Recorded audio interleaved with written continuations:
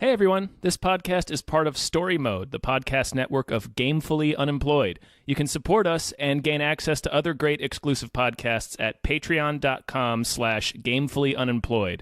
That's patreon.com/GAMEFULLY unemployed, which is spelled like it sounds.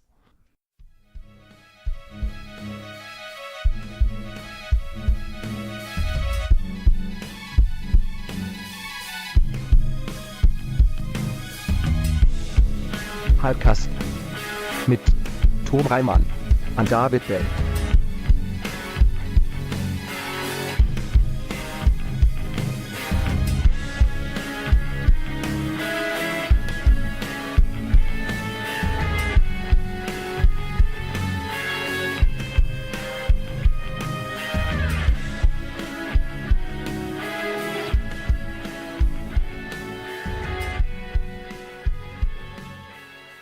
All right, let's get started. Hey everyone, Hello! welcome to another episode of Hypecast. Sure, we get hyped Hype about stuff and things. stuff and things. I'm your co-host Tom Ryman. I am your other co-host David Bell, and who do we got? Who do we got here? I'm Abe Epperson. Hi, Abe. You are. I know you guys from the past. And Yes, perhaps I the recognize. future. And Yeah. perhaps the future, but I don't know the future, so we'll see. Indeed, But you who guys are among friends us? of mine. Yes. Yes, this Yeah. is true. This is accurate. I direct films. Yes, you do. That's it. That's all I got. Yep. Yeah. So yeah, thanks for Welcome. doing it. Thank you. Yeah, no problem. I love that you guys so little behind the curtain for everybody. Texted me about like 45 minutes ago and was like, Right. can you make it over to my place? And I legit was like, yes, I can. But then I immediately was like, please tell me this is at Tom's. And I don't Yeah, have- yeah. I don't have to, because Tom is like literally 15 minutes away and Dave is like an hour and a half away. Right. Dave is in the bowels. And I of like said yes too Pasadena. quickly. Because I hate driving. Yeah, This we all is a do. crap town. I've been going on a podcast recently and just for no reason, just shitting on LA. That's just Sure. the thing that I'm doing. What's a terrible place to live. Yeah, Yeah, why it were really we? is. Why are we in a desert? Why Tom? did we all Dave? decide to live in a know. desert? Why did we Yes. do this? It's America's asshole. Yeah, it really is. Truly Yeah. is. Anyway, wonderful to be here. Yeah. We live close to the ocean, so we're on like the curve of it, like the Yeah. outer rim of the. Dave is like right in the cauldron of the asshole. Yes. In Pasadena. We go where the water's hiding. That's right. Yeah. I'm where the poop comes out. Let's get right into the trailers. Yeah. Yep. The first one we have is Aladdin, which actually dropped like 2 hours after we recorded last week. So Yes. we're a little behind on the Aladdin trailer. I'm sure everybody's seen it at this point. Yeah.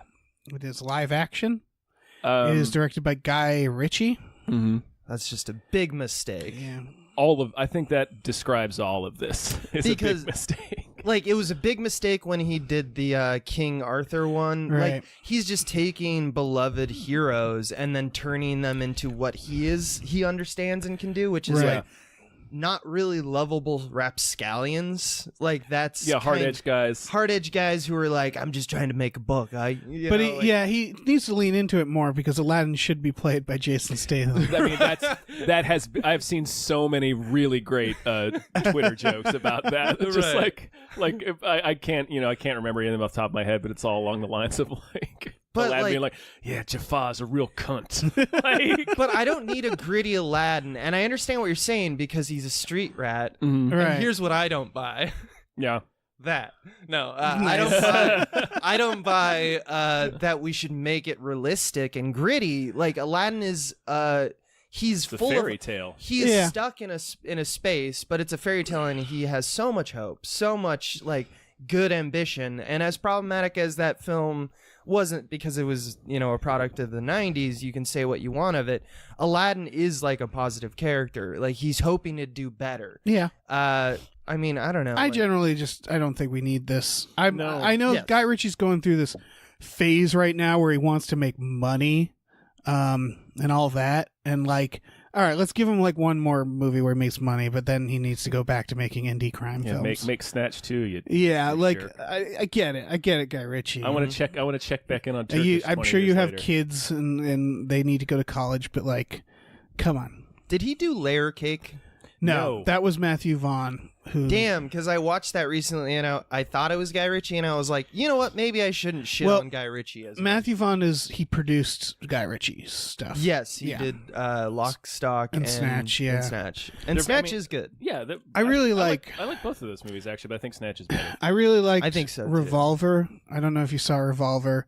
For a few reasons. One, it's a Guy Ritchie with Ray Liotta as the villain. So, like, that's just fun. Yeah. It's also, it happened right after his divorce, and you can tell because, and I can't spoil it, but, like, the message is very subversive of his other films. Real Temple of Doom vibe. It's real, yeah, well, it's real, like, oh, you're going through some sort of program. Like, it's about, like, the problems with inner anger and, like, stuff like that, where it's like, oh, you're seeing somebody right now, Guy Ritchie. You're going through the steps right now. But that said, it was a really, it's not the same as Old Boy, but it's that same idea as it's a revenge film that suddenly gets turned on its head.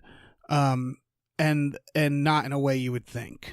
And not in the same way as Old Boy. So it was just like it was an interesting film to watch, and he uses like animation at one point that was really cool for a flashback, and it's like his least seen movie. Well, that and Swept Away with Madonna. With Madonna.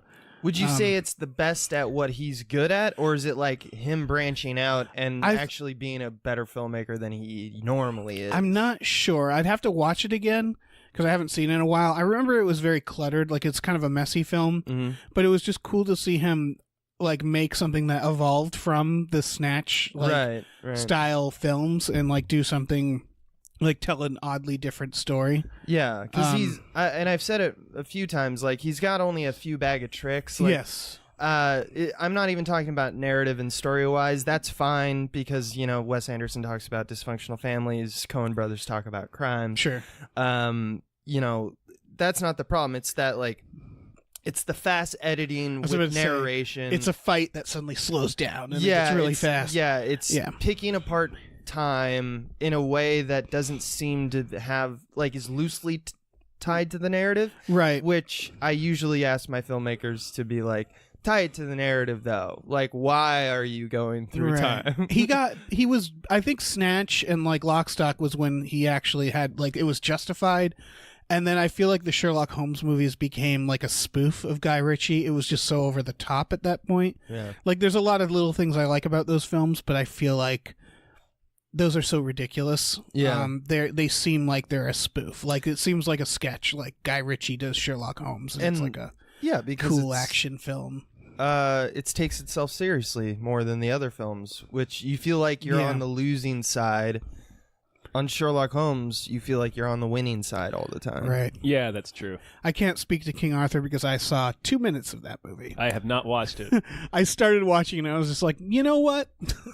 I don't have to do this. I watched it. Oh, did you? No. And Jason Statham he was incredible. He's in it? No, of course not. But I just have blinders that I replace any main character in Guy Ritchie films with Jason Statham. He should have been Sherlock Holmes. Oh my God, he would have been perfect. Incredible. Shit. He should have been Sherlock Holmes and Watson. Yeah, just both of them. Just surly. Just him angrily arguing with each other. Yeah. The guy was a foot. Like a fucking, like something from Crank. Like, it would be basically that. So this movie, I mean, it's just a teaser. I mean, they got Frank Welker to do the Cave of Wonders voice again because why wouldn't you? Yeah. Dude's still alive. Yeah. So getting raspy as ever. It's like all the others where it's just like, yep, that sure is Aladdin again. Mm-hmm. The guy looks, I mean, I don't know. The costume update I'm not digging, but yeah, I keep referring to these as not remakes but remasters, the way games do. They're like remasters. Special edition releases. Yeah, because it seems like they just do the exact same movie plus like a few additional scenes, but it's like almost it's like word for word, but it's just live action. Yeah. And it's just I don't know why they're doing this. Well, I know why they're doing this. Exactly why they're doing this. Yeah. The $2 billion that Is Beauty and that the Beast made. Gotta make that paper. It's just creatively there's very little. I'm sort of angry at us all for this. I remember a review. It's our fault. It is. There was a review that I read of the Beauty and the Beast one when it came out that just like I think perfectly encapsulates it. It was like this glowing review. I forget. It was for one of the main sources. I forget exactly which one. One of the main publications. But it's like this glowing review, like, oh, it's such a wonderful production, and all it's the same familiar story, but it somehow felt longer to me, and I was like, because it's literally 30 minutes long. Yeah. Well, yeah. You fucking idiot. It feels like someone at Disney was like, they were like, what do we do? And they're like, I don't know, let's just redo our movies, but live action. And someone was like, that's a dumb idea. But all right, fine, let's give it like one shot. And then they were just like looking at the results like, okay, I guess shit. Well, I guess that's what we got to do from now on. These fucking dummies loved it. It's a weird one for me because I genuinely liked The Jungle Book. I thought that was like a fun, charming movie. Yeah, I mean, I did too. And it wasn't like, but it wasn't like the shot for shot remake. It was like a readaptation. movie that had like, it had like nods to it, like it had some of the songs in there and everything. But like Jon Favreau very much was like, I'm gonna make a new movie that's gonna kind of include some of the Disney stuff, but be its new thing. Right. But then I guess they just saw that be a success. Like, you know what? Let's just do literally the same movie. Yeah, they're like, why are we writing new scripts? Like, yeah. It's like, did you ever? I never saw the Cabin Fever remake, but apparently their shooting script, they just used the exact same script as the original. Eli Roth's old script. Yeah, and wait, it's just Cabin Fever, as in like, wasn't that made in like 2012? They remade it in like 2009. Good for them. Yeah, I don't know why they did it. Nobody knows why they did it, and I'm pretty sure nobody has seen the movie. It's on Netflix, and I've sat there and watched the automatic trailer that plays. And you can tell it's the same script because the same shit is happening, just with different characters and with a bad director. Right. Like, it looks shitty. What a weird decision to make. It's just like, hey, let's make this exact same movie again, but with a worse director. You know what we should do is we should like, I'm totally going to do this now. Yeah. We should have 2 monitors.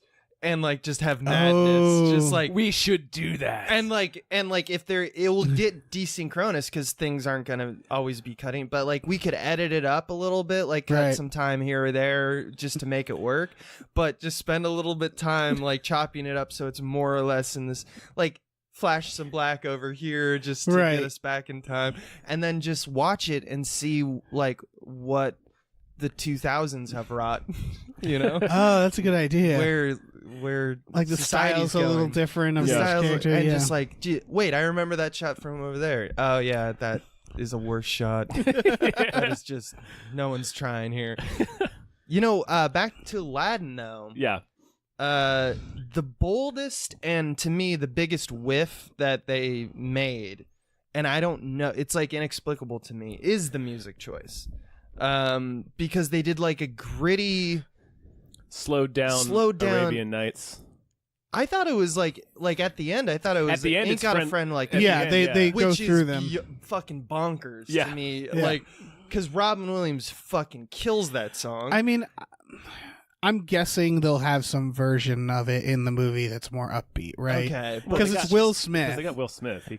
He's got to do like a rap. He's got to do a rap. Oh God, I hope he does. Arabian rap, like, or just talking about how like little space he has inside his. Yeah, I hope I hope Will Smith makes all of the same references that Robin Williams made. Yeah, because now they'll be like 30 years dated. Yeah. Woo, nah. Thanks for rubbing on me. So, like. But to me, Ain't Got a Friend Like Me at the end, where it's like these haunting strings and like swells that normally make cinematic music, is such a miss to me, because it's like it's not even understanding like why that song is good, because that song is good because it's like jaunty, right? Like, it's a fun song that perfectly encapsulates like Robin Williams, like the persona. Yeah. It's like we covered a trailer for the Nutcracker a while back, and they did a slow, moody cover of "I'm Just a Girl" by No Doubt, and it was like, what are you doing? This is again, it's a parody. Like it's like like something that would show up in like an episode of 30 Rock. Like it's just It's like a cracked Photoshop contest of like gritty remakes you'll see next. Someone would probably do like Aladdin with that. Yeah. We talked about it a couple of episodes ago, and I've since watched the show Haunting of Hill House, and it's excellent. But the trailer for the Haunting of Hill House has a slowed down, moody, gritty version of Our House. And it's an insane choice. Yeah. Right. The only thing that I'm missing is like the moment where we get Will Smith Genie, who finally arrives, and he bursts out of his lamp, and then you're like in a cave, and obviously Of Aladdin's wonders. there, and obviously Will Smith is like, for some reason, breathing deeply and backlit and in silhouette, Right. and then his eyes just flash glowing colors as he looks at camera, like he's a haunting, Like he's a figure. fucking Yeah. transformer, like or he's a something. fucking transformer or Yeah. ghost, like that will haunt you. Yeah. Yeah. Because that's the level of, I think that they're hiding that. I think that that's Right. where we're going with this, which is like might be the most, like, I'm gonna go 180 here, might be the most amazing thing ever, only for the 30 Rock parody Right, yeah. that you were mentioning. If they really like whatever happened to doing this, why can't the genie be animated? Like not CGI, but He might like be. Space Jam style animated. Yeah, Like that's we remember when we used to do movies when like some of the characters were like animated. Cool World and Yeah, or like just one of Like the Roger like Rabbit. yeah, Roger Rabbit. like Should've why started can't they with do that that? one. That would be fun. No, you went to Cool World. I think that was I went straight to Cool You World. followed your instincts. Yeah. I agree. I think it's getting easier for those things too. We had a television show, didn't we? There was like yeah, There's not many television Son of shows. Zorn. Zorn, you know, like so Oh yeah, it still exists. yeah.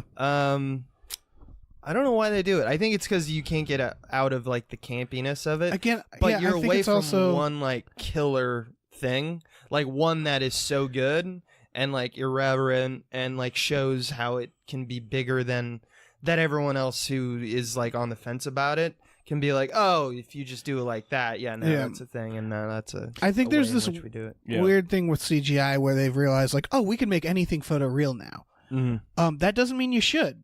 Like I agree. Not that- everything needs to be. they're like, okay, let's take Mickey Mouse and make him photoreal. It's like, nope, there's a reason he's not photoreal. Well, we talked about it a few he episodes is ago. a They're cartoon character. making a live action Lilo and Stitch. Do not make a Yeah. photo Oh, Stitch. No. Yeah, because Like- the whole point is those things were created because they aren't real. You're They gonna to look look like a that. gremlin if you make a Oh, photo real no. Stitch. We learned this. I thought we learned this with the Popeye movie. You know, like that we learned this a while ago, where it's like, yeah, some cartoon characters shouldn't be translated into reality. They Right. look horrifying. They look horrifying. Also starring Robin Williams. Oh, yeah. So yeah, we also get a little glimpse of gritty Iago in that trailer. Which is just a bird. Yeah, it's like just a bird. It's just a bird. Just a bird. I bet it'll just talk like a parrot too, or something. Fuck Yeah. that. I bet you they'll do Get that. Gilbert Gottfried back. Who gives a shit? Yeah, Yeah. they're not gonna get Gilbert. There's Gottfried so back. I mean there's so much animation, Disney animation, that like the twist and swirl and stuff like that, they have like names for it, where it's just like it shows how excited someone is, and they like use it all the time. Like when a character's in love and they bat their eyes, they contort their body in a way, and it moves in a way, and they copy paste it, you know, more or less. Right. they have I mean, There's no way to language, yeah. photorealistically Again, do that. Yeah. The reason it's like a character like Iago is so fun is it's a real life thing, a parrot turned into an animated fun character. Right. And they're like, I know, let's put him back into being a parrot. And it's like, Yeah. no, that's the opposite of why we like any of these cartoon Yeah. characters. It would, again, going back to Mickey Mouse, if they were like, let's make him just a mouse Uh-huh. and like a- put little pants on him. Fucking Yeah. rat with just a pants. Yeah, on. and it's just like, rat. no, you idiots. This is not how cartoons work. By the way, as I always said, that my dream is to take the Brian Jocks books, Mossflower, Oh, yeah. Redwall, and do photorealistic, or not photorealistic, do live action mice battles. That'd be sweet. That would be fucking With like real Yeah. mice. Like I want to just do like a trailer of that, of just like a mouse with a tooth, or like glued to his tooth is just a sword, and they're just like on cheese. That has nothing to do with anything. It's just something I like to mention randomly. Sure. Fucking mice with swords glued Mice to their is so faces. glued to their Terrified mice. terrified mice. Just confused. I Yeah. get so in trouble. Yeah. I get so. Oh in yeah, trouble. you'd get in some legal trouble for that. Yeah. But then there's a cute mouse with like a friar tuck thing on, Glued to you know, it. Glued to it. Yeah, Yeah. it's all got to be. It's really glued. that glue. It's that mention of glue. Yeah, it's Well- the glue and the staples. Yeah. That's what Yeah. did me in. It's gonna have an adorable little mouse with a friar tuck cloak sewn to his flesh. Mm. Any- anything for film. I think that's American Humane's. You're right, Right, yeah. that's their motto. Yeah. We should probably go to the yeah, next go to trailer. the next trailer. Um, The Curse of La Llorona. yes. Um, I'm this so bored with this. looks like a real piece of shit. It's a horror movie that we were our Abe mentioned earlier. We kind of called him last minute. Our original guest was going to be Christian Ramirez, and he was going to talk to us about this movie is specifically because it's based on a Mexican folktale about a woman who has lost her. You can hear this crying woman because she's crying over her lost children. Mm-hmm. This movie takes that and turns it into The Nun, and it looks like a real piece of shit. It just looks like every fucking James Wan produced horror movie now. Yeah. James Wan is the George Lucas of horror now. Like not because George Lucas produced some good stuff.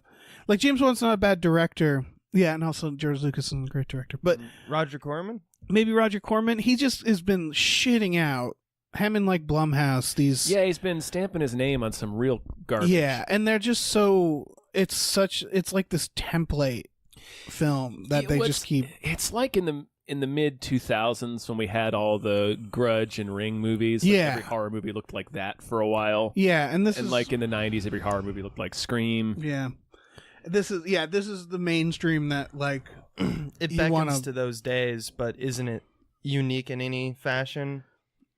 No. I mean, I'm saying a statement. I know it sounded like a question, but that was a statement. Not really. I mean, they show it's got like a decent cast. As Linda Cardellini, fucking F. Murray Abraham is in it.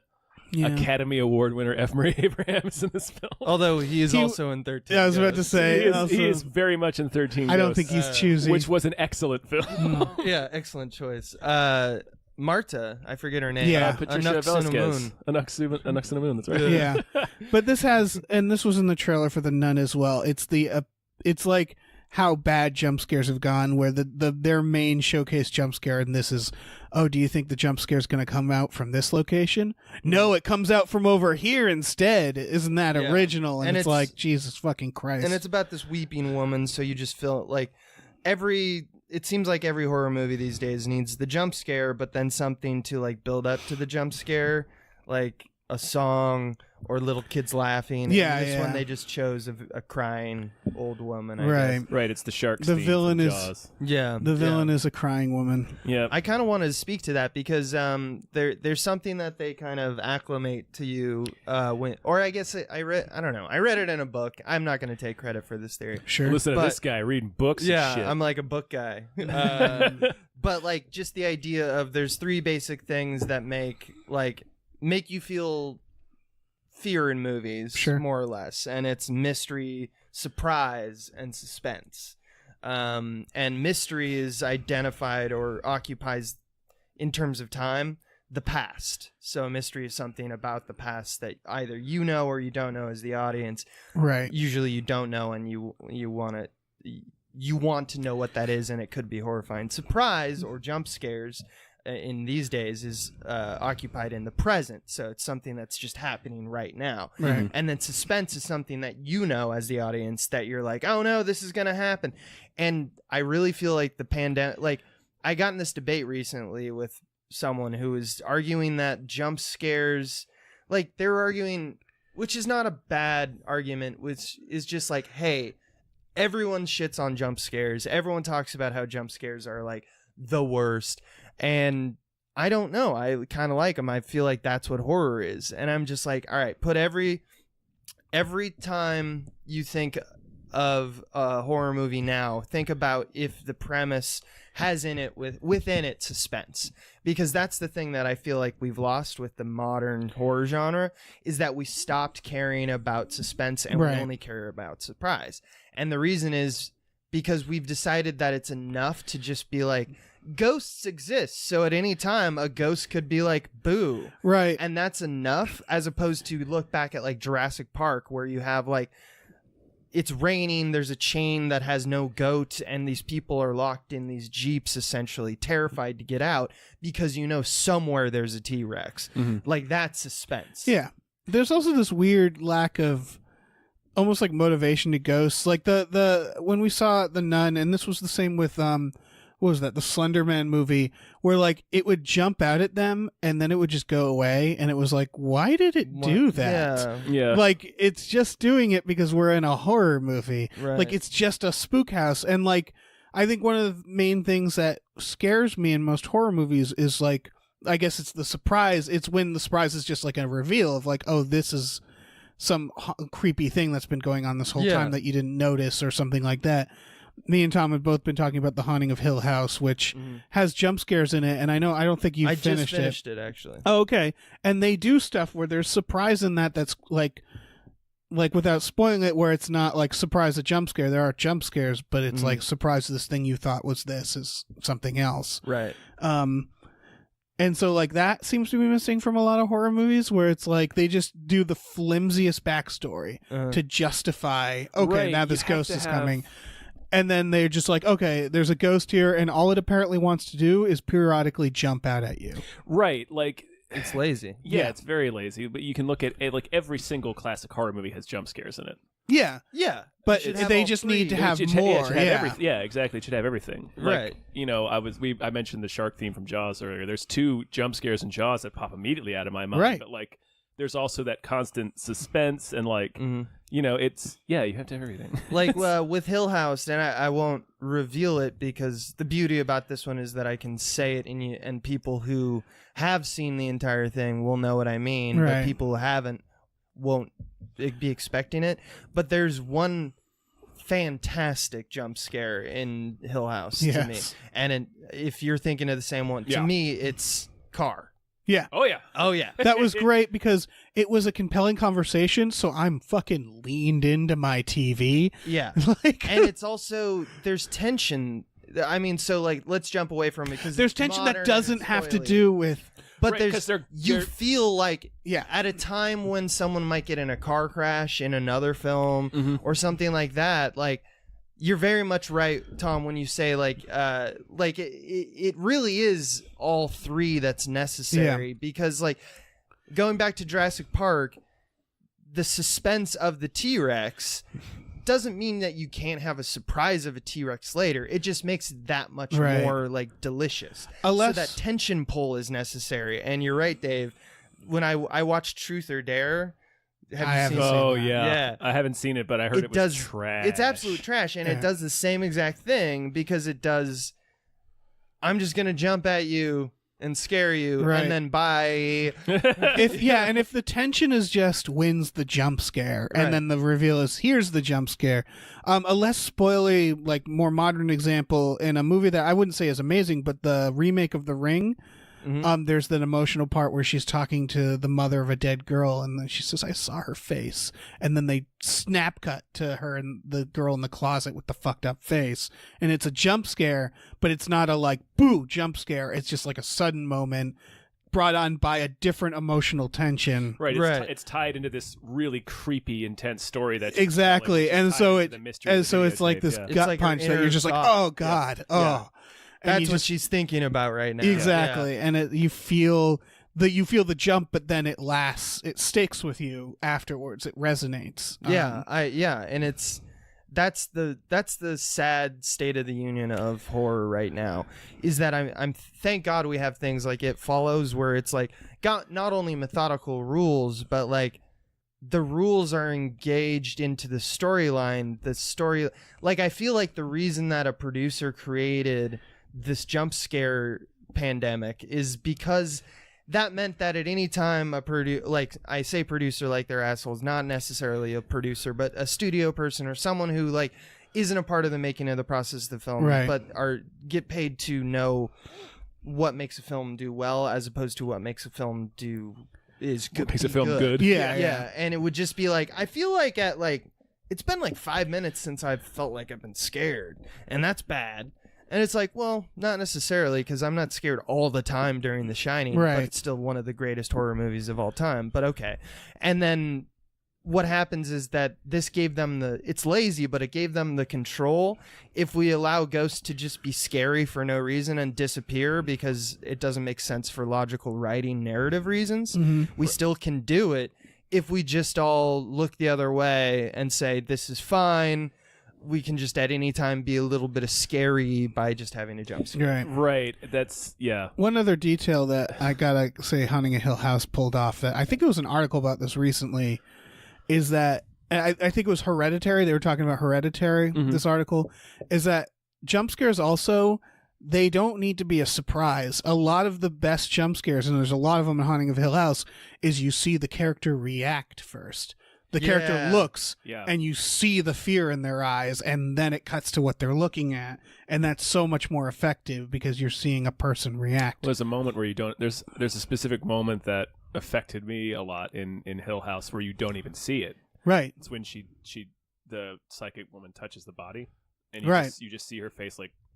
And then just fucking freaks out, and you never see what she saw. Yeah, it's just you see you what just it know. did. Yeah, it's the remnants. Like of you its know existence. what it is. The one that I always think of is actually Psycho. She goes up into Mother's room, and she looks at the bed, and you see her react, and then it shows the indent on the bed. Yeah. That's a good which one. isn't even like a scary sight. It's just her. She makes it scary. Mm-hmm. Yeah, and that ties into mystery too, because it's another puzzle piece that's slowly falling into place, because at that point in the movie you maybe haven't figured out that Mother is dead. Right, yeah. Spoilers for Psycho. Spoilers for Psycho.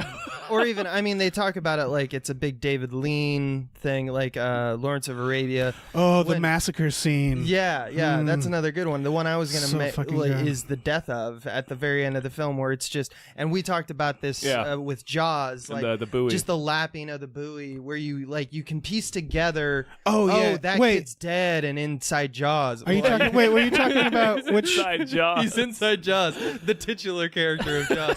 But like with Lawrence of Arabia, Right. Sorry, I was thinking Dr. Zhivago. Oh, you're him watching. Sorry, go on. but with Lawrence of Arabia, like he jumps off a cliff essentially, super excited to go. It's like wee.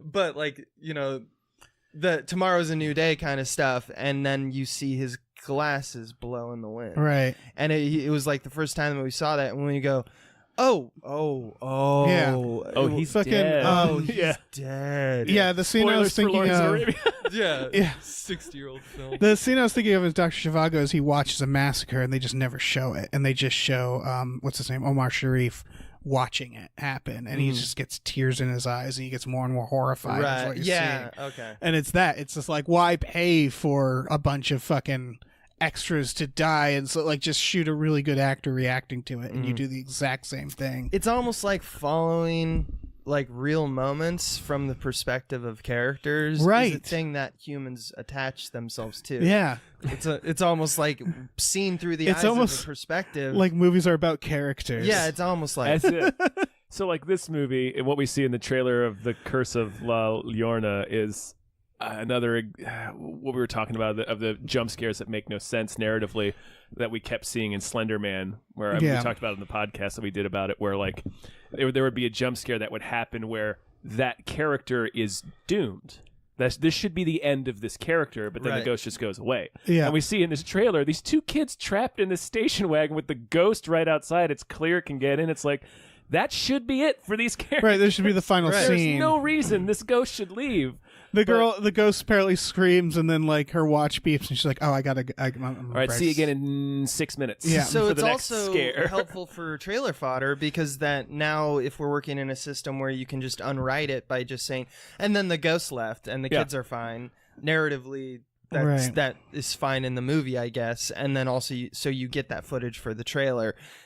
That's a shitty way to make a movie. Yeah, It is. It also really hurts me. audiences shouldn't want to see this.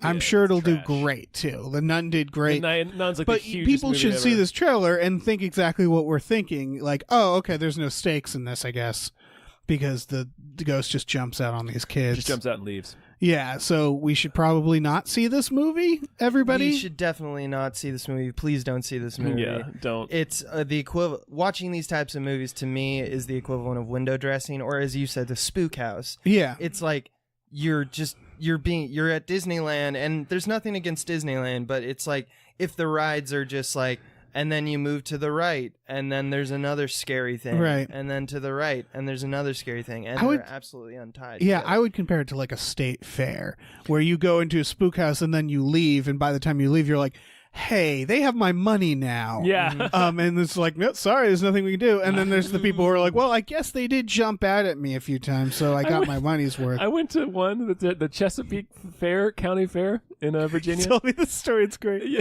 the spook house. You know, it's one of the state fair ones where it's just like this mostly facade. It's like you can attach it to a truck and move it. Yeah. And you go through a couple of ways. There were 2 scares. There was one at the beginning, and there was one at the end, and it was the same guy. Like, it was clear he had booed us in the beginning and then ran to the end. Probably took your ticket at the beginning too. Yeah, it was probably the same guy that took. It was probably the he ride probably operator. booed you guys, took a quick few drags of his cigarette. Yeah. Yeah. I think there was a skeleton and a spider hanging in there, but there was only 2 scares, and it was the same fucking dude. Called his lawyer because he's getting a divorce. Because he Just put him out like, I gotta do something real quick. Shit. Boom. failing at everything in his life. That's a great. See, that is the great start of a movie, though. Like that guy. That's a great character, I yeah. want to see that guy in a movie. I want to see Right. this guy's life. Like you I was know, about to say, like, his life is probably more scary than anything in that Right. does a has. bump up Bone from chilling. his flask, you know, Yeah. and then runs in and just cries at these children. They're like, "Why, mommy? Why is he crying?" That's There's a wailing hilarious. spirit in there. It's just him crying over. Did like, you his feel divorce like you were papers. ripped off at the time, or I were mean, you? it was. I was laughing too much at it. Yeah. Okay.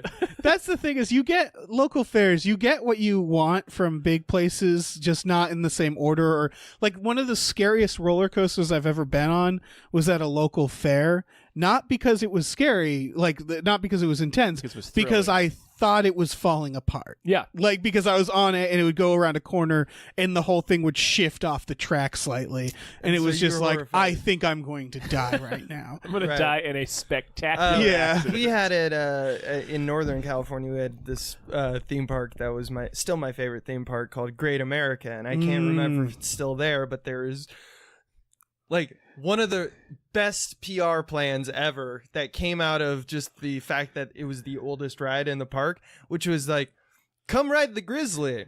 What? Why? What's the? It's made of wood. Yeah. It could And you're collapse like, at any "What?" moment. They're like, "It's made of wood," and then they just ran with it. And I don't think anyone died, and I don't think it was made Also- of wood, but it definitely looked like it was gonna fall. I apart mean, all the wooden time. roller coasters are a regular thing. It's really funny Yes, that but was their like- thing. Was But like 60-year-old. right. Yeah, There's not many of them left. Well, Yeah. I guess like 40-year-old. I think they Yeah. had one at like Coney Island. Oh, okay, I had one where I lived for the Six Flags. They just I have think. some- Yeah, I was about to say. I think Great America is Six Flags now. Oh, is it? I was gonna say the place damn. Six Flags did this thing because the place near me was called Riverside Park, and then just one day Six Flags was like taped over their God sign with damn. theirs and was like, "We're at Six Flags now." I just remember the- Darbucking. I just remember Yeah. the commercials from being a kid where it's like Six Flags, Great America. Oh, They probably bought the shit. I think So- that. Yeah. Anyway, we should probably move on. Yeah, we should move on from this to piece of shit film. Destroyer, which sounds like It sounds awesome. it sounds awesome. It Yeah. looks pretty good. I might not see it. I don't know. It looks like it's a looks like a crime drama with Nicole Kidman Yeah. playing the same character over a few different time periods. It looks like. Yeah, It looks kind of like a mix between like Heat and like Waco. right. And their big also thing the is Dark Knight. Like, Yeah. You know, there's Yeah. a robbery at some point. You know, Nicole Kidman shoots some guys. She looks Yeah. it looks great, but like it's weird that they're doing the Nicole Kidman as you've never seen her before, and it's like she's done these several times where Yeah. it's like it's Nicole Kidman, but she doesn't look like herself, Right, and it's like the hours. yeah, it's like she keeps doing she's this. always been like a waif, though. That's true. Yeah. I've never seen her as like hard nosed, like criminal. That's true. That's and true. I was a little fearful. Like, I hope she. I don't. Like, if she Well, if to she die pulls for. off like fighting, like the way that like Charlize Theron can pull off fighting, I'm like, well, you know, Yeah. I'm the one who's wrong in this situation. But I will say in the trailer, like her firing a gun, like I believed it. Oh yeah, Um, yeah. Yeah. This Go ahead. I'm just saying, I'm a little scared about this movie in terms of, I think that she'll have a great performance because she's a great actor, but I just don't know if that I believe that, I don't know enough about this movie. They really don't tell you. Well, anything there's certain- about it. There are That's certain kind of the actors- bigger problem. I had this the conversation with my dad. I don't know if it's a generation thing.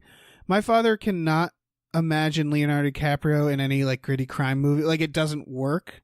Like I feel like there's certain actors that you like can't imagine in a certain way. Sure. Where like you can't get over it. Is that what you're talking about? Where Nicole Kidman like looks a certain way? Just when I see it, I don't believe it. As opposed to like my expectations of it are one thing. So it's not like, I don't know. Maybe it's the same thing, but I'm not like walking into it going like, I'm looking for reasons that Nicole Kidman's not going to prove it. I don't. Well, yeah, I don't think it's not anything against the actor. It's like certain actors where there's something they look like something about their looks, like breaks the fourth wall. Leonardo DiCaprio, by the way, is the most Scorsesean actor of all time. Yeah, like the guy looks kind of radish. Oh yeah, it was very nice of Scorsese to start putting him and stuff. Yeah. But I know what you mean. And it's not that. I think Nicole Kidman can pull this off, and she's definitely got. There's something going on in this movie that I'm excited about. But I just don't know what I think the problem is in the trailer, which is also indicative of like a movie that might not be good. Which is just that it's unclear to me what exactly is going on. Yeah. I'm just being blitzkrieged with these like, you will be amazed by this performance. There's a lot of like gritty crime movies that just pass me by and like feel like they go straight to streaming. Like I feel like Sean Penn's been in something like this lately. Like, oh yeah, there's that thing like it's like Nicolas Cage's career where it's like in a year you realize he put out 6 movies you've never even heard of. Right. Where it's like, what are all these movies? He's like a detective and he's like paired up and going after a serial killer. Like, where did this come from? Why haven't I seen it? Like, it feels like one of those. Yeah, maybe. Although, what a title, though. Destroyer. Nicole Kidman is Destroyer. Yeah, that's pretty sweet. That's fucking cool. But yeah, that I will give it props personally for it doesn't. I'd rather a trailer not tell me too much, right? Not tell me enough. It's definitely. I haven't had this experience in a while where I'm actually waiting for the second trailer. Like I want to know more, right? Yeah, like I want to know what the basic story of the movie is, which I guess is it's doing its job. But right now I'm not really sold on like it being great. Or like something I'd be excited. I also haven't looked see. up who's making it or anything because that could change my mind. That's also true. Yeah, I don't know enough about it, but I will say that the trailer itself, I mean, it looks good. Yeah, but it like I don't think the three of us could say any plot aspects of it other There's than definitely a heist. She's definitely an undercover FBI agent. Yeah. So yeah. Next trailer is The Night Comes for Us, which will be on Netflix tonight. Just really quickly going back to it. Oh yeah, it's the director of Aeon Flux, the movie, and Jennifer's Body. It's a lady. So this actually she also might made be Girl Fight. Good. The Invitation. The Invitation is good. Holy shit! That's the one with the. This might be good. That's the one. Yeah, The Invitation's very good. Because not only is it a branch out for direction and acting, I mean, I mentioned Charlize Theron, and the public had this problem with her on Aeon Flux as well, because she was kind of waifish. That movie she wasn't had so Gal much going Gadot, against it. like she wasn't like yoked, and then we're like Aeon Flux can like do like bunches of flips, bunches. and then so when Atomic Blonde happened, they were like, we're really wowed that Charlize Theron can do all this. Like, Aeon Flux, she's got training to like do flips and stuff. Yeah, right. I think she had transcended that even before Atomic Blonde came out. Like, she has, because she plays some really intense like characters and stuff. So it's not much for me anyway. It wasn't much of a. To like see her in Atomic Blonde, I was like, oh yeah, that makes sense. Right. But I mean, I remember even on Aeon Flux, that was an issue. I'm eager to see what happens, just because it's like the first time for Nicole Kidman, if she can. What was she last in? Big Little Lies. What's the one where she peed on a dude? Oh, that was a hell of a film. Zac Efron. I can't remember what it was called. I know what you're talking about though. Yeah. But talk about range. If she pulls this off, and she also is in Australia, holy shit. I feel like there's this trend He's of been in a lot. actors. She's got like bonnets and shit. Right. Yeah. I feel like there's a trend of like 90s actors calling their agent and being like, I want to beat people up. I want a John Wick. Yeah. Like, let me John Wick. Yeah, let me John Wick somebody. Yeah. Oh, And that's great. That's good. Yeah. fucking Yeah. Do it. Yeah, this is the first time I've watched a trailer and been like, fucking stone cold Nicole Kidman. Yeah. Like, Murdering people. just shooting people. Yeah. Stone Cold. Well, Kidman. yeah, Stone Cold Kidman. And I mentioned To Die For earlier, but that's a She's also strange movie. Malice. I guess spoilers for Malice. She's kind of stone cold in that. word. Spoilers for Malice. Spoilers for everybody. Malice, that film that came out 25 Bill years ago. Pullman, Alec Baldwin, Nicole Kidman film Malice from 1995. Continue to It's tell about us a more dog. Just about looks so Malice. sad I right now. just watched Malice because it was shot in my hometown. So, or part of it was, it's supposed to take place like around Boston. So it's like my hometown, but like with weird signs. There's like, we're in Boston, like on the side. Yeah. And it's like, you're not in Boston, Nicole Kidman. I know where Fucking you lying are. movie. I know where you are. Yeah. Nicole Kidman. All right, let's move on. Everybody see Malice. All right. Next movie is The Night Comes for Us. yes, Which will be on Netflix today. yes. When you're listening to this. This It looks is- awesome. It does, yeah. It's an action movie featuring a lot of the cast of The Raid. Yeah. Which is awesome. Yeah, which looks great. It's some known director, but I don't know who he is. He's made a couple of action movies with some of these actors before. Okay, yeah. So- I'm out of the loop of like this stuff, but it looks very good. Yeah, it looks cool. It looks like Iko Uwais, who is the hero in the Raid movies, is actually the villain in this movie, which is Good. interesting. Yeah. It looks like he's the villain. I don't know. Yeah. And the fighting style, is the fighting, like, are they gonna still keep, because he has this particular Right, he fighting does. style. I'm gonna mispronounce it, but it's like Pankot Silot. Yeah. I've probably butchered that. It and I sounds made apologize. It's a lot of elbows. A lot of elbows and knees and shit. Yeah. Like, Using those bones. Right. using some bones. Because that's what made the Raid so wonderful, is that he just it felt like, oh, I forgot what made Die Hard so good. Like Right. he's just struggles through just using his body just Right. to like end these fools. Oh yeah. And The Raid um, had I think that makes a great villain, someone who will just go farther than you. Right. Well, they had that in the Raid. They had that guy, one of the villains, Mad Dog, Uh-huh. was like that. Right. He never uses any weapons, and they has to the last time they fight him, it has to be the two brothers fighting him at the same time, and it's Right. like this crazy ass fight. God, The Raid is so good. Raid's a good ass movie. There's so many. Oh, I'm sorry. my Fuck phone your went off. phone. There's so many reasons that movie's so good. Yeah. And I Because it's think just. No, sorry. Go on. no. I mean, yeah. I was just I gonna was- start fucking rambling about The Raid. It's Yeah, I fine. mean, I was like, I shouldn't have interrupted that because that would be great. Yeah. But yeah, the thing with this movie is I think that there's an opportunity to play with something that I think that especially.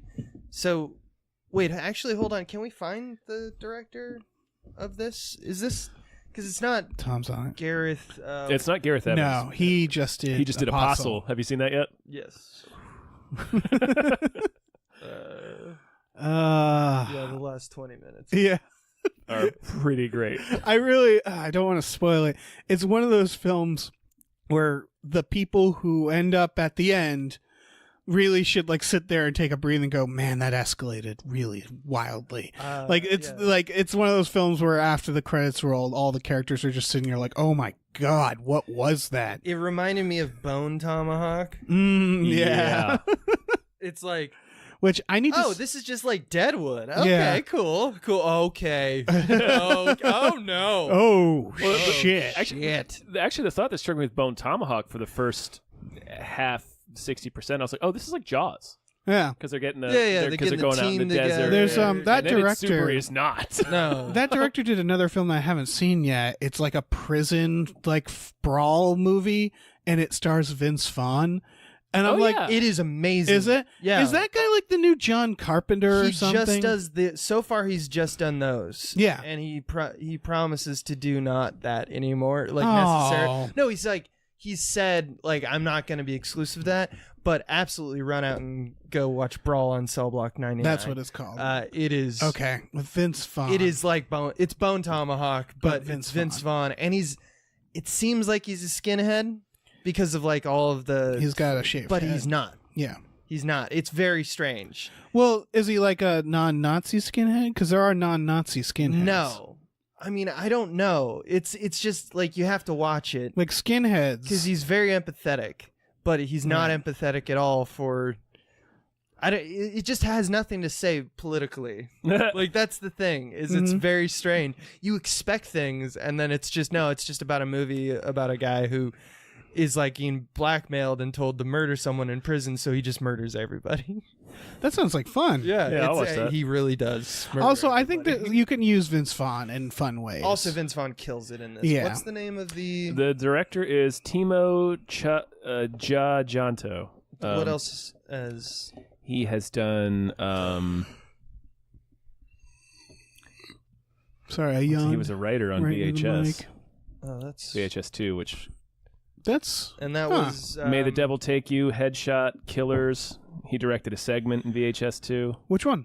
Let's find out. He also did a segment in the ABCs of Death. Oh yeah, ABCs Oh. of Death is. I kind of hated that film. Yeah, Did you see that movie?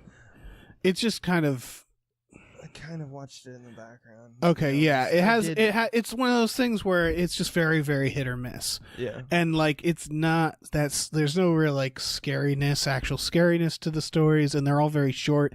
And I like remember being bored. yeah, and it's like it goes forever because you know how much time is left because they keep doing letters. Right. So like by the time you're halfway through, you're like, oh, just get to Z.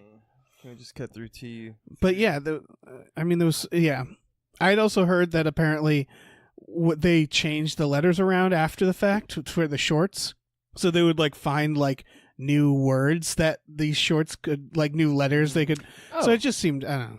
He co-wrote and co-directed the Gareth Evans segment. Oh, that makes sense. Yeah, so he's using a lot of the same cast. Okay. So that makes sense.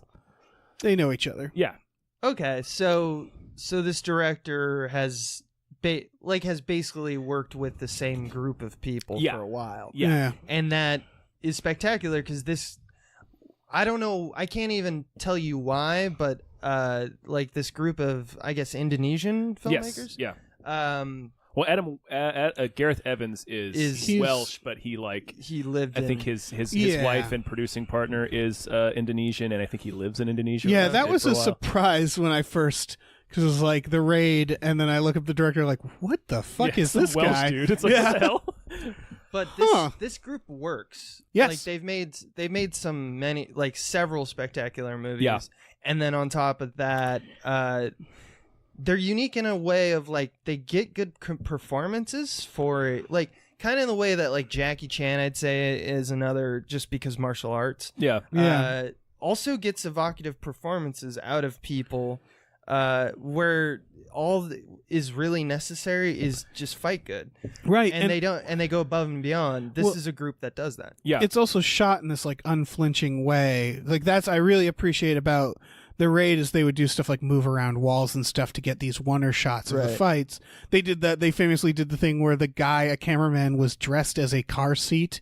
So they like the camera goes. The Raid 2. Yeah. They had someone like practically like I think like skateboard next to the car. They were like on wheels next to the car. And then handed it in, yeah. and the car seat like comes alive and takes the camera, and then passes it to another cameraman in the back seat or like out the back seat. Yeah, it starts in one And it's car like, for that- goes around. yeah, you could do that on a green screen, or you could be fucking awesome about it and be like, "Hey Gary, I want you to wear this car seat, Yeah. and we're got gonna it. drive like 60 miles per hour." He's got going to it. hand you the camera from that car up there. Yeah. It's like, oh, okay. Yeah. Gary's got you. Yeah. Like that's such great that's passionate filmmaking Oh, when yeah. they're like, how can we do this on the day? Like you don't have to do that, but it's fucking cool when they do it. Usually have to do it. But Yes, but they- I mean yes. like you have to have a plan.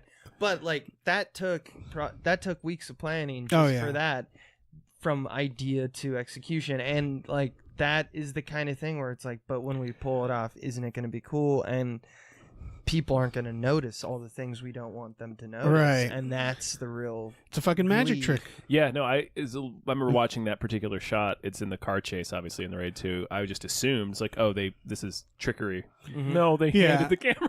and they like, yeah, I liked that it kind of went viral because I assume they just really wanted us to know. Eventually, they're like, look what we did. It's so cool. Eventually, that's true. So yeah, when the night comes for us, I'm gonna watch the shit out of this. Yeah, It's out today, It'll be out today, Friday. Friday today. But what's the date today? It's today. The 19th. The 18th. Well, The we're recording 19th. at the 18th. We're recording the 18th today. You guys are going to be listening to this on the 19th, so You're the future. hello from the past. Yeah. So yeah, this movie's probably going to be sweet. It Yep. has those two dudes from the raid, and then the hammer girl from the raid too.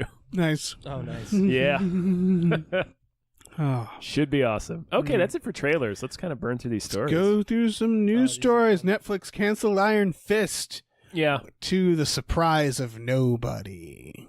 yeah. I don't think that show has like fans. Yeah, I mean, having watched, I watched both seasons, and all I can say is that it started to get interesting about the last 5 minutes of the second season. I was like, oh, there we go, and then they canceled it. So it's like, there's a few characters that I hope they just show up in the Defenders or whatever. I assume they'll just have him. That's what in the they. other I think they shows. say it in the Yeah. release too. I, So yeah, I mean. Yeah, I mean, I'm pretty like 80%, 20% when I hear a show's canceled. Yeah. And Abe gets his wings because like I'm pretty stoked about like taking that money and giving someone else a shot. Yeah, that's how I was thinking of it. As like, well, we'll get another season of Jessica Jones sooner or something. Like they're so boring. The Marvel ones especially. I know that they're just going to put more money into other Marvel things, but it's not like Iron Fist was breaking the bank for them anyway. No, I appreciate that.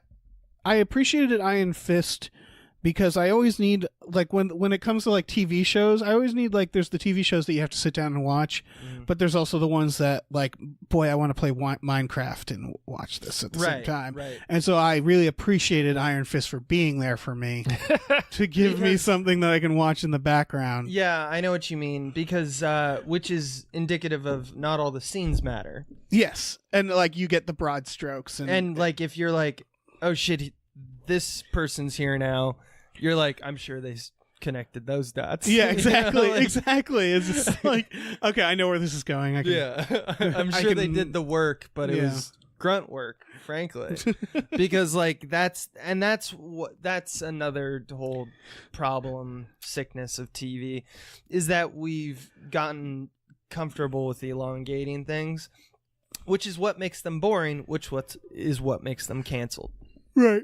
Because people don't care anymore. Because no one was like, yeah, Iron Fist. Yeah, no one's psyched That for show Iron didn't- Fist. people watched that show and possibly enjoyed it, but I don't think there's any fans. Like the There's Iron very Fist little. show. Like it's the same with like all the performances were adequate. I don't want to say like there weren't bad ones, but there's just no like Vincent D'Onofrio being the fucking Kingpin. You know, like there was just nothing unique about it that stood out that you couldn't get from the others. Also, I mean, let's be frank here, guys. It kind of arrived dead on, or it was dead on arrival. Yes. Right? Like everyone knew that it was kind of going to be one of the worst ones because of the whole like scandal, like the implicit racism. There was just a lot of stories around it that when it got here for even season 1 a few years ago, like it was on a wave of like bad will. Yeah, exactly. Like absolutely. Unless was, it. This is like the is like the Ghost. Was it Ghost in the Ghost in the Machine? Shell. Ghost in the Shell. That's it. Yeah. Fucking movie where it's like dead on arrival. Yeah. I watched that thing and it was just like there's a couple neat CGI moments in this thing that I've already seen in cartoon form. That was it. And all the flips are happening. Yeah, the flips are happening. I expect definitely. those flips. Get those flips It's like in the cartoon. They did the thing that was in the cartoon again. I really hope there's someone out there, and if they are, please just PM me on Twitter. I want to be your best friend. Someone who's just super excited every time like Iron Fist charges up his Iron Fist. It's like, oh yeah, this shit's Here going it down. comes. Oh yeah. Because if you are that excited about that, So I want your life. Tweet to Abe and he will tease you. Yeah. Yep. I won't tease. I will not. I want to share in your joy. It will be real. It will be love. Speaking of TV, who cares? The Connors aired. They killed off Roseanne with an opiate overdose. I guess there's like That's weird. it feels like there's this back and forth on the ratings. I've heard some that say the ratings was the same, some that say it was less. I have a feeling they're going to try to like politicize the ratings of the Roseanne spin-off movie or show, and it's like, yeah, like seriously, who cares? Yeah, I don't like that kind of reaction. Yeah, like, and I'm kind of writing. I'm saying it across the board, even the ones that are good, like any time, like Murphy Brown, Roseanne, Full House, if you're remaking like a TGIF sitcom from the 90s and doing a revival, like you're hurting the world. It's just not. Yeah. It's just like this is like bad 90s sitcoms. Hey, let's do it again for nostalgia. It's like, yeah, they were bad then. And they're bad now. Like it's laugh track bullshit. We should evolve from this, not fucking look back on it. I'm pretty sure. I don't know. Whoever decided this was a good idea thought that, like, in some world, this is their like little version of Tarantino and Glorious Bastards killing off Hitler. Right. You know, like, and I don't know, like, I do know you can't really equate that People, kind of thing. yeah. Like, and to me, there's a boldness in one gesture, and then there's just kind of a like playing to the masses with another. There was people pointing out on Twitter that Roseanne blamed her racism off of taking pills. Yeah. And so they made her die from taking pills. Well, I haven't watched the episode, and since we're currently, awash in an opioid epidemic, maybe they addressed it. I read an interview. I read the interview with the writers deciding, and they were basically like, we wanted to make it relevant in some way. Well, I'll have to. I'm not. But that's again. That's why it's so like. It's like. Yeah.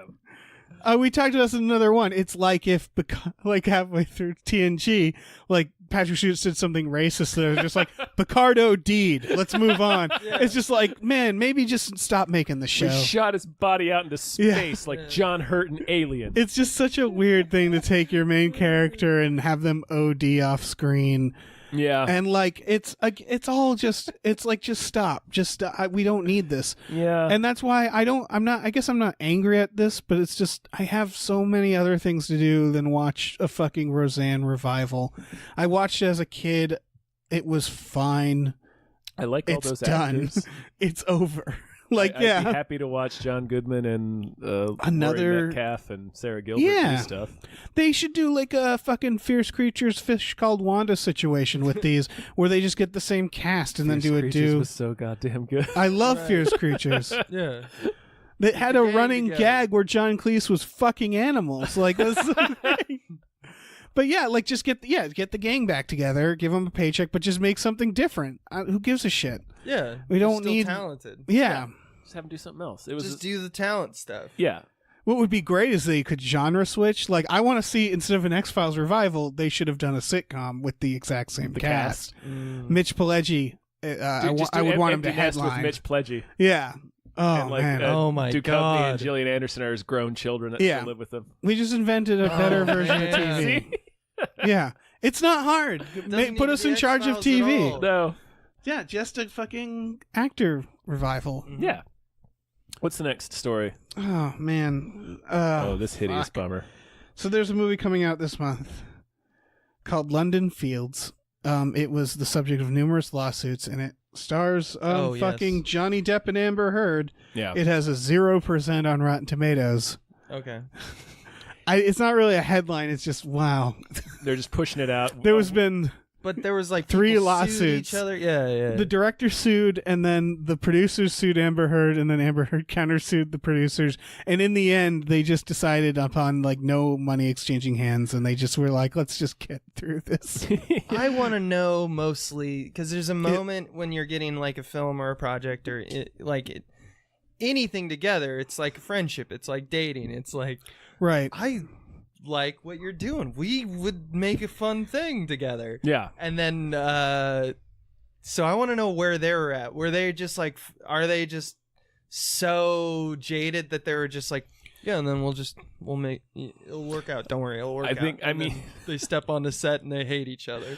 I have a feel like It was supposed to come out in 2015. The producers sued Amber Heard for, quote, sabotaging the premiere. Was that just her talking about how Johnny Depp abused her? Possibly, and maybe not wanting to participate in publicity for the movie. Because it was with a guy who abused her. Yeah. Yeah. I don't know why the director sued. He said for fraud and like using his likeness without his permission. So they probably stepped in and took over. And he's like, "You've ruined my vision. I'm suing you." Insane. Yeah, it's just a hot mess of a movie. With Billy Bob Thornton stuck Billy in Bob there. Thornton is in it. Yeah. Poor Billy. What an insane sequence of events. They don't even in the If you trailer. watch the trailer, They don't credit Johnny Depp. They show him, but Oh, they yeah. don't say like they do the thing where they're listing the cast and they just skip over Johnny Depp. But they show you him having an uncomfortable exchange with Amber Heard, and it's like, Right. you're being gross. The other, it's like again, it's like a parody because he's also like a crazy wacky character. He's playing a kooky Johnny Depp He's got character. like a bowler hat and like Yeah. fake teeth and Like like a part of a stupid mustache. accent. Yeah, Yeah, and like it's just one like half of a Oh my mustache. God, Johnny Depp. Fucking stop it, Johnny Depp. I just think that like Johnny Depp is just slowly turning into a prop comedian. Like that's where that's like full final form Johnny Depp is just like balloon animals, Prop comic. you know, and like magic tricks, because like it just feels like every role he needs to have just Something, yeah. Yeah. I mean, it's not even just Tim Burton. Like, he always finds something. Like, it's Hunter S. Thompson. I was gonna say it used to be charming. Like when he was Hunter S. Thompson, I was like, what a great portrayal of Hunter S. Thompson. But then he just wouldn't stop, and it was like, oh, stop, Johnny Depp. Stop it. You don't need You it can a be thing. yourself, man. And then, like, what was the one where he was like a gangster? Gangsters. Public Enemies. Oh, Public Enemy. Oh, not the Dillinger one. The one where he was like, I want to say New England. He had like a comb over. Oh, he was Whitey. Black Mass. Black Mass. Yeah, like, and it's just like, you are a haircut, right? Yeah, yeah, You're a haircut with a Johnny Depp. I will say the most jarring transformation I ever saw of him was the astronaut's wife, where it's just him with a blonde crew cut, and I was just like, that's just weird. Yeah, you look strange. I don't know what that is. You're a fucking Nazi cosmonaut. Yeah. It's like, Sweeney Todd, move over. Yeah. This guy cut too much hair off. MoviePass is getting sued. Yeah. Yeah, Not a great business model. yeah. Yeah. It's like, yeah, if your business model is just, I like that time in Oprah where she gives everyone stuff, Yeah. like, that's your business model, you're going to fail. Yeah. We were talking about this, like, it's reverse scalping. It's like, It's like bad scalping. yeah, I'm going to buy this for the full price and sell it for less. We're going to make a fortune. Yeah. If we just sell enough of them, it's like, no. It never will add up. I think they were trying to take advantage of the null market, which only exists when you're a great success anyway. Like how Netflix, like, Right. when you first get Netflix, you watch all of it, and that takes a few months, and then the amount that they update isn't enough for you to fill your appetite for it, so you stop watching Netflix but still paying for it. Right. The thing is, movies are not like that. They're Yeah. inexhaustible. They come out at the same times. There's the same basic number of movies, or hit movies at least, every year. I also heard that they were trying to do Netflix where they're like, oh no, we're selling the information. Like the customers are the product. We'll sell information on ticket sales to like studios. And it's like, you know what else does that? Movie theaters. Like, I feel like that was we don't need that. that was a pivot after the fact where they're like, ah, shit, we're not making money right now, and they're like, I want money, and they're like, maybe if we do this too. Right. So yeah, it was kind of always gonna fail. Yeah. The people who made Sherlock are making Dracula BBC Netflix series. I really want to see Benedict Cumberbatch as Dracula. I want a modern I Dracula want him so bad in London. He already I just want looks Sherlock. like a Dracula. Looks like a Dracula. Yeah. Look at him. Like, he doesn't even look like the real version, or he doesn't even the real version of Dracula. He doesn't even look like movie version of Dracula, like, because Dracula is usually kind of like handsome, and then over the years he's gotten more grotesque and evil. Right. I mean, even Nosferatu, obviously, there, he started there as a monster, but then he got like vampires be sexy, and then we started a trend back away from it because we were like, oh, Twilight, and he is such a strange-looking human that it like is such a great fit to me. Right, Yeah, he needs to be a Dracula. They already have his phone number, so like, yeah, it seems like a good fit. I wonder if they're avoiding it because they just did something with him. And they're like, all right, call him again. I've seen a lot of people on Twitter being like, they should have Peter Capaldi be a Dracula or a Dracula hunter. He would be a hunter. He would be a Dracula He would be hunter, Abraham Van Helsing. Yeah. He would kill it. Yeah. Martin Freeman would just be one of Dracula's thralls. Yeah, he's his buddy. He's the Tom Waits role. And they I was just like, they solve mysteries squirming on the bed, waiting for Benedict to come home, biting Keanu's nipple. Mm-hmm. Excellent. Yeah. Get some more Draculas in here. Keanu. So it's so the people, when we say like the producers behind Sherlock, I think it's Moffat, right? Yeah. Okay. Who? I actually don't know who the hell is behind Sherlock. That show, I watched all of Mark it. Gatiss, who's Gratis? It's Moffat and Gaddis. Gaddis. Gaddis. He's in Sherlock as Sherlock's brother. He's in Game of Thrones as the Iron Bank. Oh, no shit. And he's a producer. He's Mycroft, you're saying. He's yeah. But those guys are good. Yeah. Moffat bothers me because he wrote some of the best Tennant years Doctor Who's. Yeah. And then they gave him reins to the kingdom and he ran it into the fucking ground with nonsense, with bad writing. Yeah, and Moffat said some problematic things. Yeah. And he did the same thing with Sherlock, where you watch like the first three Sherlock. and you go like, oh, cool. Yeah, it went. And then he does these weird choices like fan service of like... Oh, no, go on. Well, I'm just like, there's a moment you can see when Sherlock died. The series. Oh, yeah. It's when he fakes his death, right? Like that, yes, to me, that felt episode where...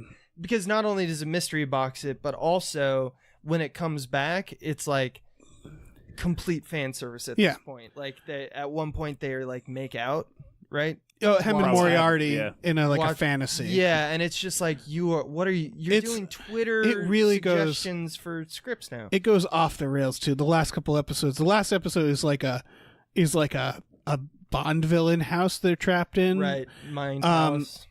But it's funny, like do people in England, like, does time work differently than, like, for them? Because most shows go off the rails if they're last long enough. And just, I love how the BBC, everything's like 2 seasons, 3 seasons. Yeah. But even by that measurement, they still manage to go off they still manage to go off the rails in the last season. Like, yeah, that's very... It's weird. So I'm kind of in the middle with it just because I think that they're capable showrunners, but they also make very bad mistakes in their later seasons. Yeah. So I put in a story about this Rambo movie. Stallone I guess monster. there's a movie coming out with Sylvester Stallone. It's made by his company called, I think, Hunter. And it's about a man fighting what did they say? A half-human beast created by a renegade agency. And apparently this was the original script for the Rambo sequel they were going to do.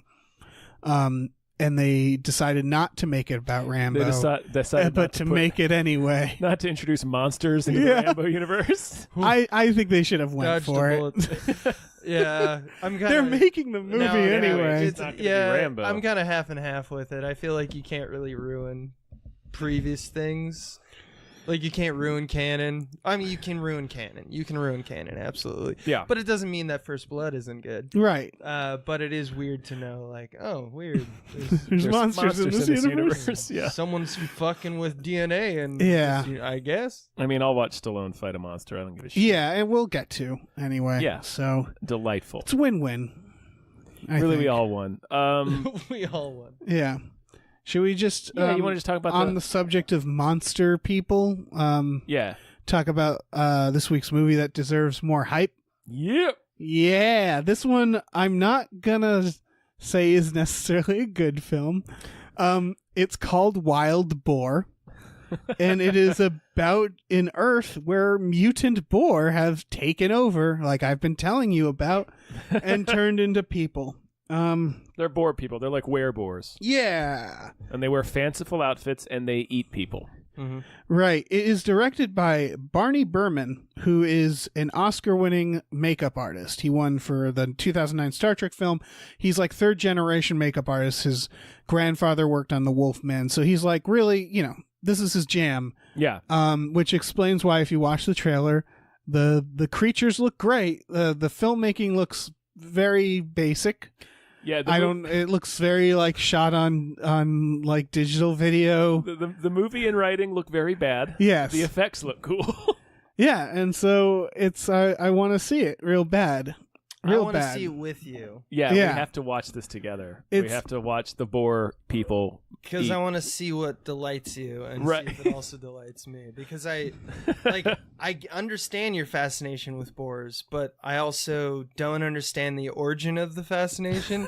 Like, I get it now. Like, I understand why. I can tell you the origin of the fascination was single video, which was the video of a beach, and everybody's just hanging out on the beach having a good time, and a boar just bursts from the ocean, straight from the ocean, You showed me this video and 40 starts times. chasing people. Yeah. And my thought was, what has that boar been up to? Okay. How did he get there? Why is he so immediately angry? Immediately furious. And I realized in that the they've ocean. just been existing for so long. Like, one could burst through the ceiling right now That's true. because there's stories of them doing exactly that. There's videos. They get Boars seem to do the same thing, where they smash into a public area, run around and hurt people, and then vanish. Yeah, because they're battering rams with feet. Yeah, and they get confused and lost, apparently. Yeah. But then there's the fact that they're also like very radioactive. The first things I heard about boar Some was that you boars can go are. to Chernobyl and there's tons of boars there. Uh-huh.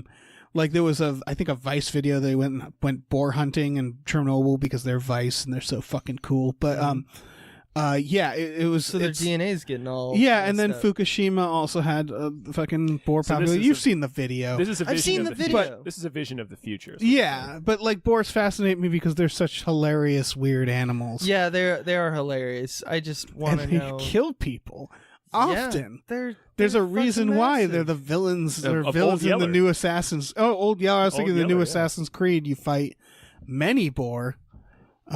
They're scary fucking creatures. And we just don't. I don't know. We don't talk about it enough. How we don't terrifying. we they don't are. address how horrible. Yeah, it when is. people let their dogs out at night, they're like, "Watch out for like coyotes." And it's like, no, there's fucking boar out there. They will fuck that dog up. They won't even be hungry. They'll just be angry. Yeah, they're from angry. The They ocean. just hate. furious. They just hate everything.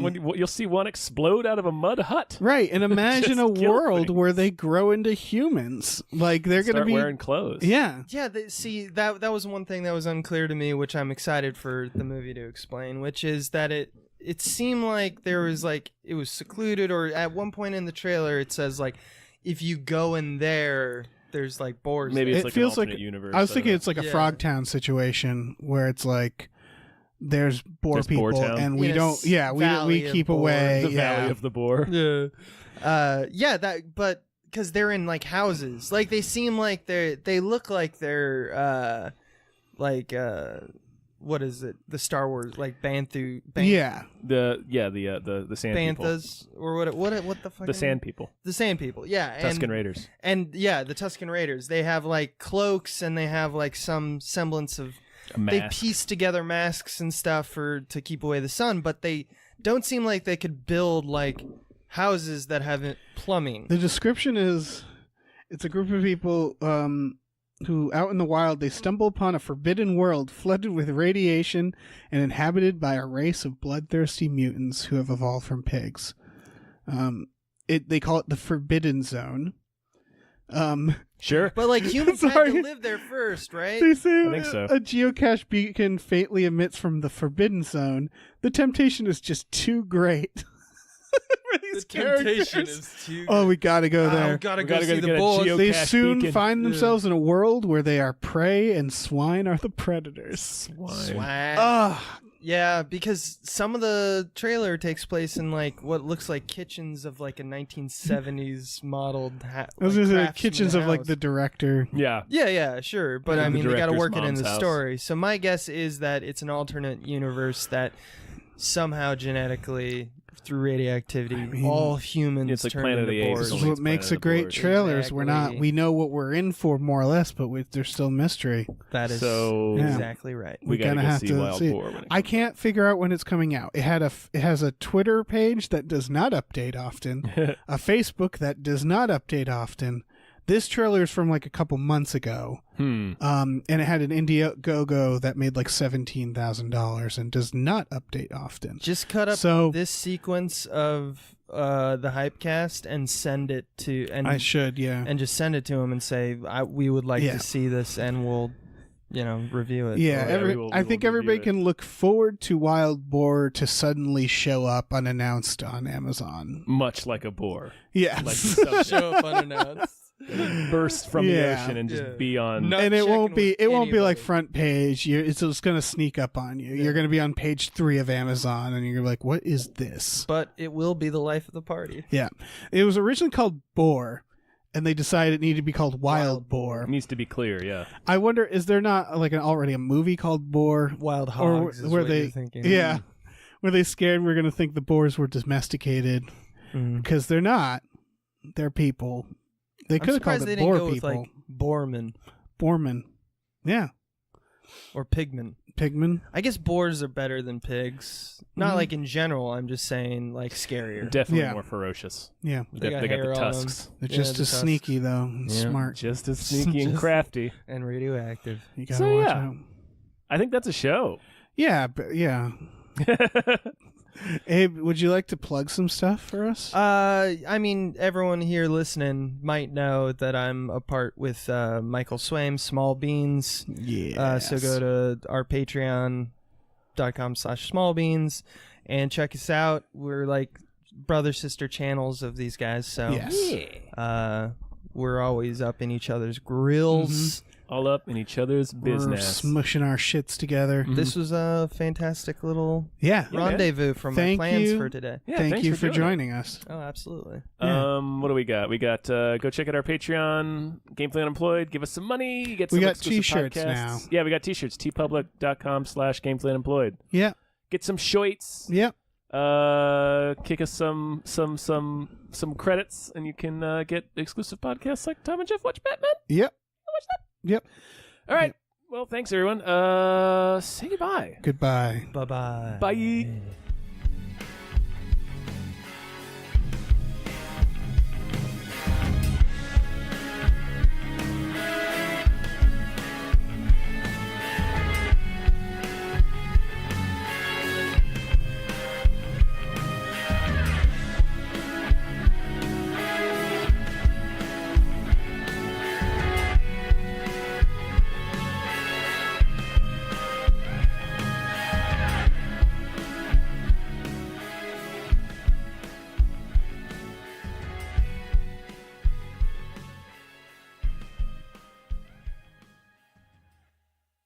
Our music is produced by Chris Corlew.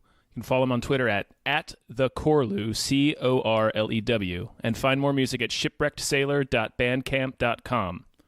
Our artwork is produced by Justin Brown. You can follow him on Twitter at @JustinTBrown, and find more of his artwork at artnessbyjustinbrown.com and justinbrown.info. Hey everyone, this podcast is part of Story Mode, the podcast network of Gamefully Unemployed. You can support us and gain access to other great exclusive podcasts at patreon.com/gamefullyunemployed.